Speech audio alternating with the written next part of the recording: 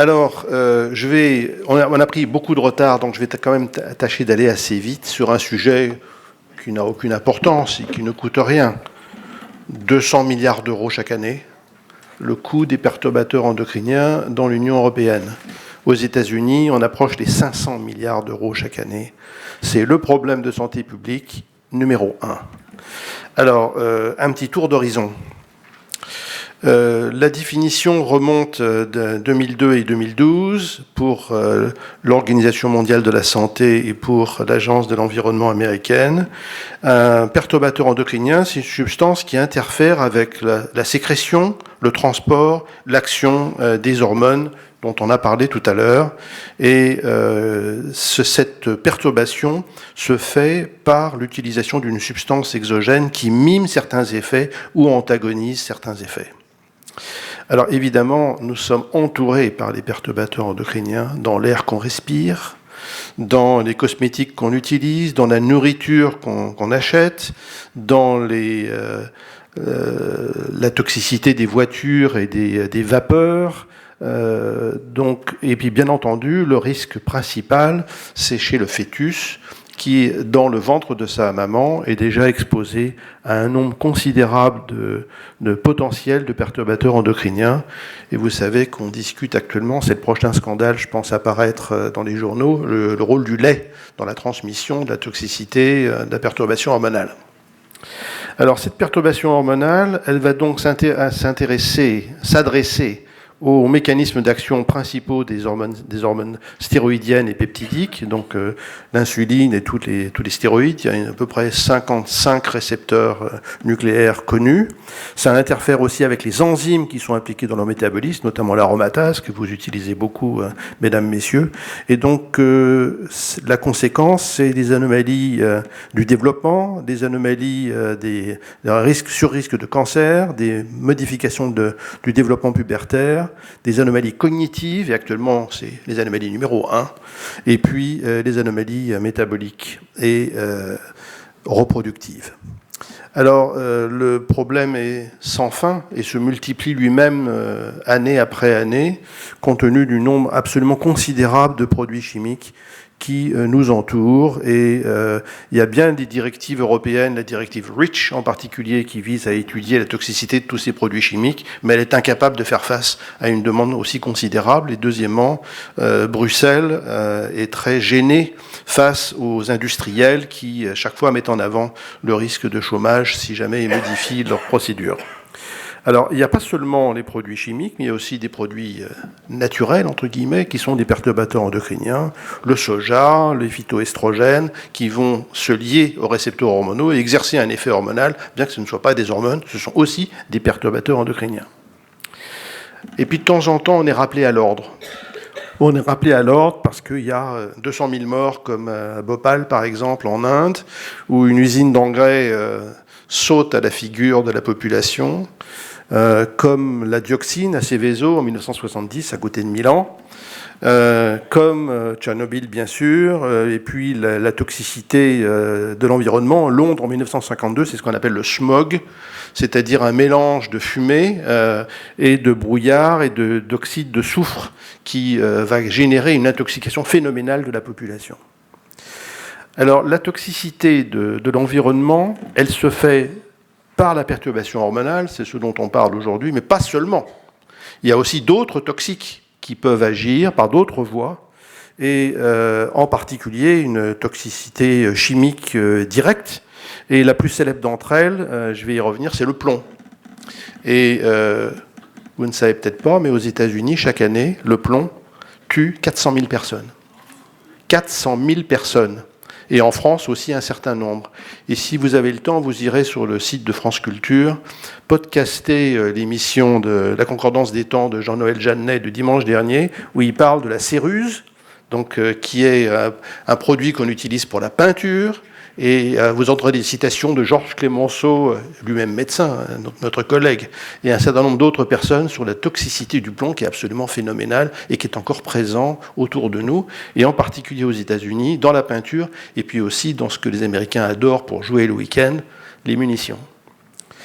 Alors tout ceci a commencé avec l'apparition de l'ère moderne, c'est lui, Watt, qui a créé la machine à vapeur, ça c'est le modèle de 1765, qui a révolutionné la pratique industrielle. Et c'est avec cette révolution industrielle qu'on appelle l'Anthropocène, une nouvelle ère est née, que l'homme a été agressé par ces produits de l'environnement. Alors sur le plomb, juste un mot, il y a donc le papier du Lancet là, de 2018 sur la mortalité aux États-Unis, vous trouverez toutes ces figures. Et puis vous avez à droite, vous le reconnaissez, c'est Octave, Auguste, le premier empereur romain. Il y a 30 empereurs romains qui sont morts à cause du plomb. Et ça va donc d'Octave Auguste, il était empereur en moins 17 avant Jésus-Christ, vous vous en souvenez. Et Héliogabale, le dernier, qui est mort en 222, ils sont tous morts à cause du plomb. Pourquoi ? Parce que Apicius et le Ducasse de l'époque recommandait à tous les Romains d'utiliser des récipients contenant du plomb parce que ça adoucissait la nourriture et l'alcool, le vin, devenait très agréable à boire. Ils en sont tous morts. Mais aux États-Unis, le tableau de Hopper vous illustre le fait que l'essence au plomb, qui heureusement a disparu, mais il y a quelques années seulement, a été la plus grande source de la toxicité du plomb. Alors, nous avons tous un passeport, et on nous le remet le premier jour de notre vie, même déjà avant, le premier jour de la conception, qui s'appelle l'exposome, où vous allez enregistrer toutes les toxicités que vous allez rencontrer dans votre vie. Et le nombre est illimité. Donc c'est la totalité de l'exposition d'un individu depuis la conception jusqu'à la mort et qui va additionner tous ces facteurs multiples qui vont se multiplier les uns et les autres. L'exposome. Alors tout a débuté de femmes, comme toujours, deux femmes gigantesques, Rachel Carson, 1962, et Theo Colborn, son livre c'est en 1991, Our Stolen Future, mais surtout Rachel Carson, qui a écrit un livre formidable qui s'appelle Silent Spring, Printemps silencieux, où elle décrit que à cause du DDT, les insecticides, les oiseaux sont morts, ou bien avaient des modifications de la structure de leurs œufs. Donc quand ils couvaient leurs œufs, les œufs s'effondraient. Donc les oiseaux, il n'y avait pas de reproduction. Donc Rachel Carson a été la première à considérer la toxicité des pesticides, donc le DDT, et à attirer l'attention de la population mondiale. Elle a été décorée par Al Gore de manière posthume, c'est une femme gigantesque.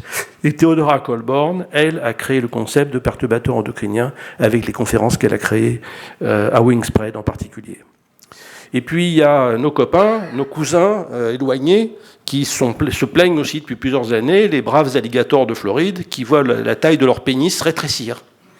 Et Louise Guillette a publié dans de très bonne revue l'étude de la taille du pénis dans différents lacs de Floride. Et il est clair que dans ce lac se déversent les eaux des déchets humains, et en particulier les urines des femmes qui prennent la contraception orale. Et l'éthénylestradiol est incassable, et perdure, est immortel. Donc ceci a une incidence sur la taille de leur pénis et sur la reproduction des alligators. Mais c'est un mauvais signe. Donc si vous rencontrez un alligator qui vous dit « mon pénis diminue de taille », prenez-le au sérieux. Et puis nous sommes parfois totalement débiles. Je vous rappelle que le DDT, donc un insecticide puissant, Rachel Carson avait reconnu en 1962 son caractère toxique. Son découvreur, Paul Hermann Müller, un Suisse, a eu le prix Nobel de médecine en 1948. Parce qu'à l'époque, on pensait qu'avec le DDT, on allait éradiquer la malaria et toutes les maladies transmissibles. Et voilà la photo d'un soldat américain, après la guerre, en Italie, après la Deuxième Guerre mondiale, qui est en train de pulvériser la chambre d'un enfant avec du DDT pour faire disparaître tous les miasmes environnants. L'avenir de l'enfant ne nous est pas connu, mais certainement pas très brillant, parce que les doses de DDT sont phénoménales.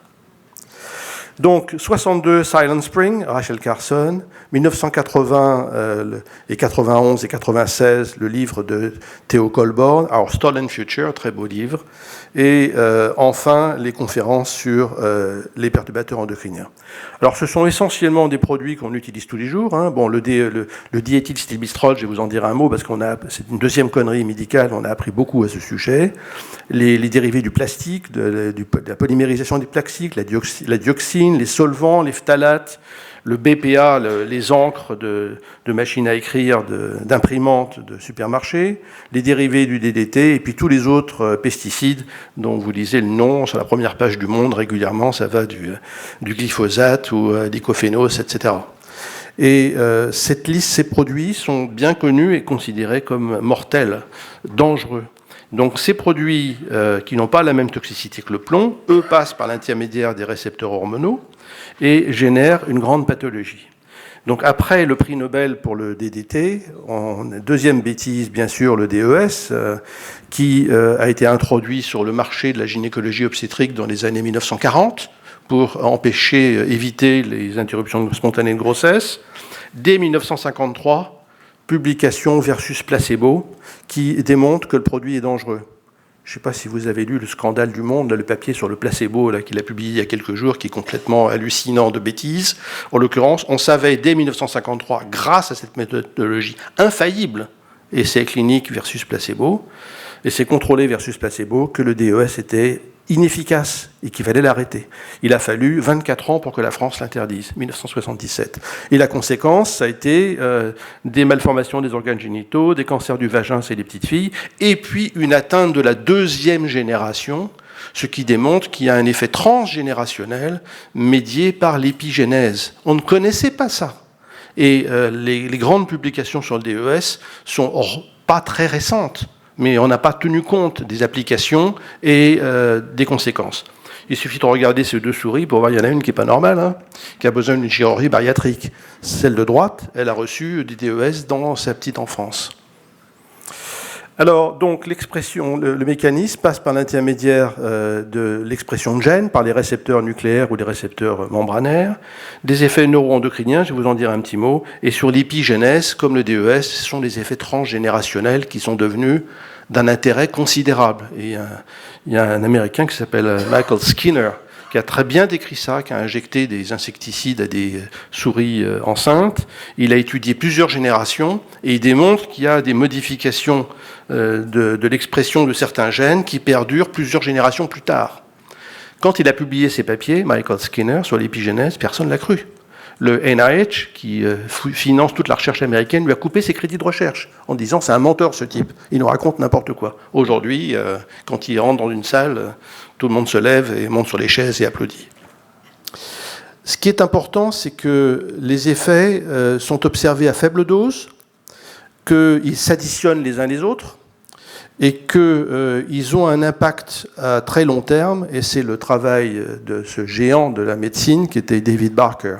David Barker, dans les années 1980, a rapporté les conséquences extraordinaires de la famine en Angleterre pendant la Deuxième Guerre mondiale. Il y a eu 2 villages en particulier qui ont été très exposés. Les femmes enceintes ont été carencées en alimentation, donc les bébés soumis à un régime de famine aussi. Et des années plus tard, après leur naissance, ils ont fait un diabète avec une insulino-résistance sévère. C'est l'épigénèse, c'est l'effet retardé de l'intoxication fétale, c'est ce qu'on appelle le DOAD, Developmental Origins of Health and Disease, c'est le concept de David Barker. Il est mort maintenant, mais il aurait mérité le prix Nobel, c'est un travail absolument formidable. Alors, donc, la gestation, c'est un moment clé, et ensuite, les effets de l'intoxication pendant la gestation peuvent s'observer beaucoup plus tard. Et enfin, j'ai été consulté avec les gens de l'Académie des sciences, par certains industriels, pour savoir comment ils pouvaient étudier l'effet perturbateur endocrinien. Le problème, c'est qu'eux, ils ne travaillent qu'avec la chimie paracelsienne, c'est-à-dire l'effet dose-réponse. Un produit est toxique, plus vous en donnez, plus la toxicité s'observe. Mais ça ne marche pas comme ça, les perturbateurs endocriniens. C'est des réponses qui ne dépendent pas de la dose. C'est ce qu'on appelle une réponse non monotone. Et donc ces produits, comme le BPA, par exemple, dont vous avez beaucoup entendu parler, qui donne le cancer du sein, entre autres, cet effet est observé à des doses infimes, variables, et qui ne sont pas quantifiables par la toxicologie classique. Et puis enfin, vous mettez plusieurs toxiques, vous avez un effet qui s'additionne, voire se multiplie. Et dans ce rapport remarquable que Barbara Demenex du Muséum d'Histoire naturelle et Rémi Slama ont remis au Conseil de l'Europe, eh bien, on voit que l'effet cumulatif, c'est un effet un effet de synergie qui n'est pas simplement une addition, c'est que 1 plus 1 plus 1 égale 10, 15, 20. C'est une amplification du phénomène. Donc les conséquences sont énormes. Je vous ai dit 200 milliards d'euros par an. L'infertilité, et vous allez dans les centres de fécondation in vitro, vous regardez les urines des femmes qui veulent consulter, on retrouve des perturbateurs endocriniens. La même chose chez les hommes qui ont une oligospermie, le cancer de la prostate, le cancer du sein, je vais y revenir, l'obésité bien sûr, le diabète, et le domaine le plus important, c'est celui de la cognition. Et cet effet est donc médié par cette espèce de panel de récepteurs hormonaux qui sont disponibles à tous ces produits qui agissent sur plusieurs systèmes à la fois. Alors le tabac, qui marche par le récepteur de l'ARH, diminue la fertilité et avance l'âge de la ménopause, pas ARH, AHR, pardon. Et bien sûr, les conséquences en clinique humaine sont énormes. Donc je vous ai dit 160 à 200 milliards d'euros chaque année. Et les conséquences, c'est donc essentiellement l'impact neurologique, cognitif, très important. Dans tous les matins, en traversant les embouteillages dans Paris, vous perdez des neurones. Et puis, la reproduction, le cancer, c'est pour le moment 0,5%, mais c'est une réalité, et c'est en particulier évident dans certaines régions, je vais y revenir. Donc, le coût, tout ça est évalué. Et les désordres neurocognitifs du développement, l'autisme en particulier, est une des premières conséquences des perturbateurs endocriniens. Il y a une connotation génétique qui est importante, mais les pesticides, le Roundup, tout ça, jouent un rôle très important dans la genèse de ces maladies lorsque les enfants chez les femmes enceintes, les fœtus sont exposés. Alors il y a d'innombrables papiers, ça c'est le plus récent publié sur le sujet, qui vous montrent que le glyphosate, le chlorpyrifos, la permétrine, tous ces produits augmentent le risque d'autisme chez les enfants. C'est phénoménal. Et donc ça a été très bien étudié dans cette région, c'est la vallée de San Joaquin, c'est en Californie centrale, où on a regardé dans les urines des femmes enceintes, et on a regardé le QI des enfants et leur avenir. Et dans ce papier, on montre que tous ces produits, dont le glyphosate dont on a beaucoup parlé, s'accompagnent d'une augmentation du risque du spectre des maladies du spectre de l'autisme, avec éventuellement une défaillance intellectuelle qui va apparaître au cours de la vie. C'est un sujet d'intérêt considérable. Et on retrouve dans les urines des enfants, ça c'est aux États-Unis aussi, de la présence de multiples pesticides qu'on peut doser. Alors bien sûr, le cancer du sein, les hormones, c'est le cousin de Jean-Michel qui est là, Van Etzel, c'est George Bitson. À l'époque, ils étaient habillés plus dignement que les cancérologues actuels. C'est lui qui a découvert, en fait il était militaire, il était médecin militaire. Il est né à Trincomalee, à Sri Lanka, et pour l'armée britannique. Et c'est lui qui a découvert la première fois que si on supprime les ovaires et la production estrogénique, les métastases de cancer du sein, à l'époque hormonodépendants, mais il ne le savait pas, régressent. Et puis ça, c'est le Van Etzel d'hier, c'est Craig Jordan, qui, avec son copain Arthur Walpole, ont étudié le tamoxifène pour la première fois dans les années 70, un travail magistral. Alors, les produits de l'environnement, donc je vous ai parlé du DES, qui augmente le risque de cancer du sein, y compris chez la génération. Les traitements hormonaux, vous en avez entendu parler tout à l'heure. Et puis, les agents synthétiques comme le DDT et le bisphénol A qui augmentent le risque de cancer du sein de manière tout à fait significative. Mais on savait déjà que les estrogènes avaient un rôle sur la genèse du cancer, que les femmes qui ont une puberté précoce ou une ménopause tardive, qui ont un petit nombre de grossesses, sont exposées à un fort risque de cancer du sein. Alors, le bisphénol A, ça agit essentiellement par le récepteur des estrogènes. Et il y a eu plusieurs études, dont des études récentes, qui permettent d'étudier chez les femmes qui ont été exposées à ces xénoestrogènes, à ces perturbateurs endocriniens, le risque dans l'avenir de cancer du sein. Ces études sont actuellement en cours et c'est très intéressant. Et puis, il y en a un que nous connaissons bien en France, qui va nous coûter très très cher. Je pense que vous savez ça, le chlordécone, c'est Luc Multigné et Bernard Gégou de Rennes qui ont étudié ça en Guadeloupe. c'est un pesticide qui est utilisé pour éviter le charançon de la banane, qui est absolument indispensable et qui génère des cancers de la prostate avec une incidence absolument phénoménale. Donc tous ces gens ont été intoxiqués et ont eu le cancer de la prostate métastatique à cause de cet insecticide. Il va falloir les indemniser. Alors le bisphénol A, etc., etc. Il y a aussi des augmentations du risque de cancer de la papillaire de la thyroïde, etc. Alors il y a une liste. Le problème, c'est qu'on ne sait pas comment adresser le problème. On a fait une liste officielle. Elle est très brève. La voilà. C'est la liste de l'Union européenne. Donc il y a 4-5 composés là-dessus, disons une dizaine, dont le BPA bien sûr, qui sont des produits qui sont certainement des perturbateurs endocriniens. Et puis il y a tous ceux qu'on connaît, donc le DDT, le triclosan, le paracétamol, chez la femme enceinte, à éviter absolument. Ça génère des malformations. Et puis, bien sûr, le distilbène, le bisphénol A, etc. Donc tous ces produits sont connus, ceux-là sont connus, mais il y en a 950 000 qu'on n'a pas listés. Alors, Leonardo Trasande, qui est un épidémiologiste qui travaille à NYU, à New York University à New York City, qui est une très grande université, a fait tout un travail sur le coût des perturbateurs endocriniens en collaboration avec un certain nombre d'Européens. Et c'est lui qui a fixé le prix autour de 160 milliards d'euros par an. Mais ça, c'est déjà un papier de 2014. Donc le prix a augmenté depuis. Le coût a augmenté. Et il a fait la liste des conséquences, perte de points de quotient intellectuel, autisme, troubles de l'attention, l'obésité, le diabète de type 2 et les anomalies de la reproduction masculine, cryptorchidie, réduction des spermatozoïdes. Vous vous souvenez du papier de Pierre Joannet dans le New England Journal, 1995, si je ne m'abuse, où il avait montré que dans les banques de sperme en France, il y avait un déclin de la spermatogénèse. On a depuis constaté que ça n'était pas reproductible partout, tout simplement parce que l'environnement toxique n'est pas le même que vous soyez à Rouen ou à Paris ou à Lille ou à Marseille.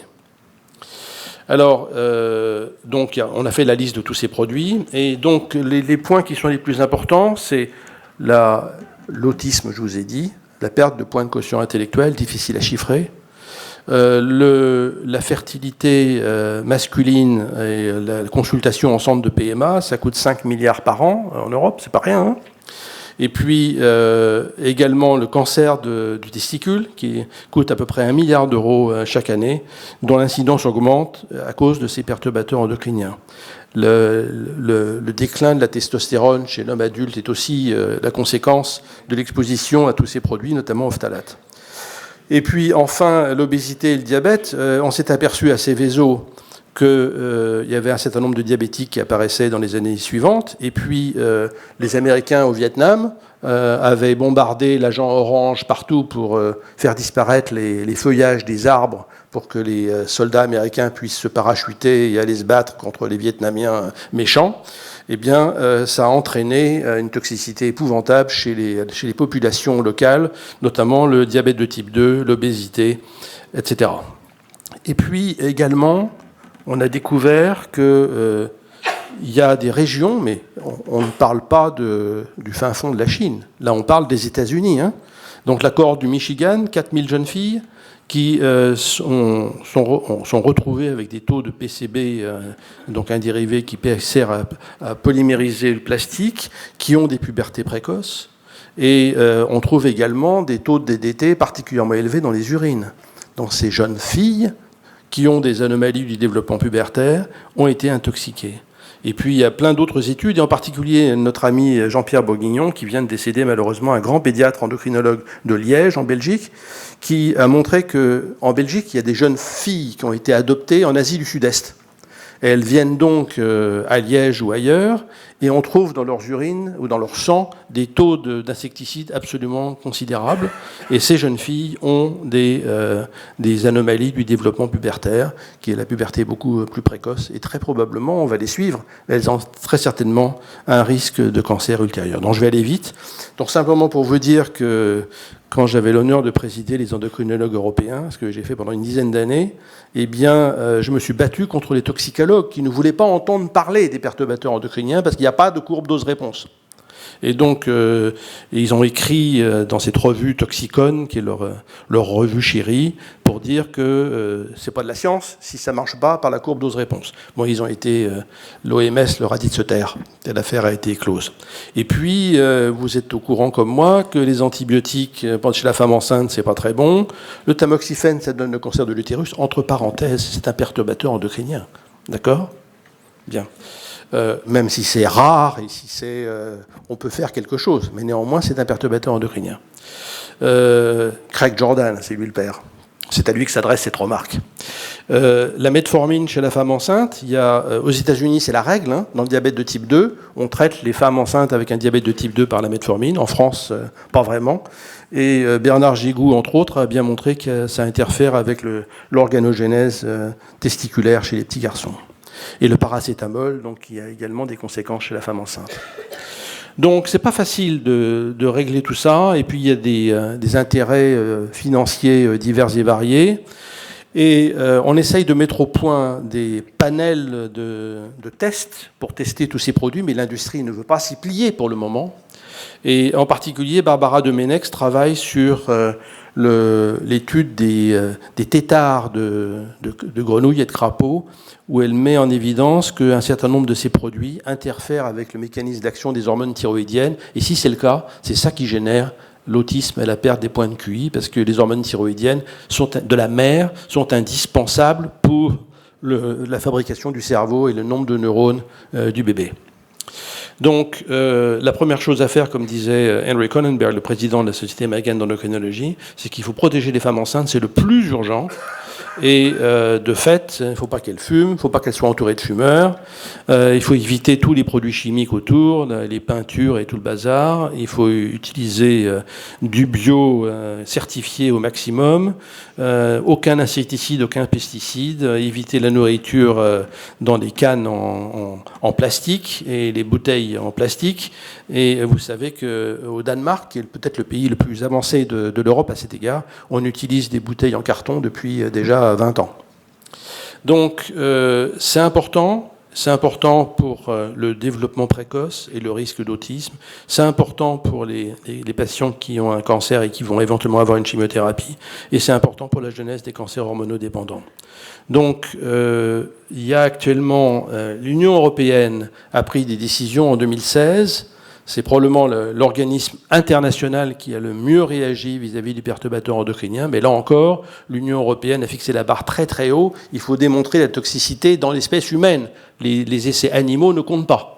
Donc Demenex et Slama ont déposé un rapport, le voilà, à la Commission européenne, qui est en cours d'analyse, pour dire ça va pas, il faut étudier tous les produits qui sont utilisés en cosmétologie et dans la nourriture et dans les peintures et dans l'environnement systématique. Il faut faire des études épidémiologiques qu'ont fait Erin Brockovich là, au voisinage du transformateur les cancers. Il faut des systèmes d'information géographique, il faut utiliser des biomarqueurs pour arriver à localiser tout ça. Alors donc, il faut étudier, rechercher les perturbateurs endocriniens à la source, c'est-à-dire à l'usine et autour de l'usine, au niveau des utilisateurs qui mangent les tomates de leur jardin, qui ne sont pas toujours bonnes pour la santé. Il faut l'étudier dans l'environnement et puis dans les essais de nourriture. Vous avez lu comme moi toute la littérature sur la nourriture préfabriquée, si j'ose dire, qui augmente le risque cardiovasculaire et un certain nombre de choses. Donc les gouvernements sont au courant de tout ça. Ils hésitent à prendre des décisions parce que si on bloque tel produit cosmétique, ça va générer des grosses difficultés chez L'Oréal, par exemple. L'Oréal, c'est 30 ou 40 milliards de chiffre d'affaires par an et plus de 100 000 employés. Donc il faut bien faire ça en concertation avec les industriels. Mais il n'y a pas de discussion. Il faut y aller. Sinon, l'environnement va nous tuer. Merci beaucoup.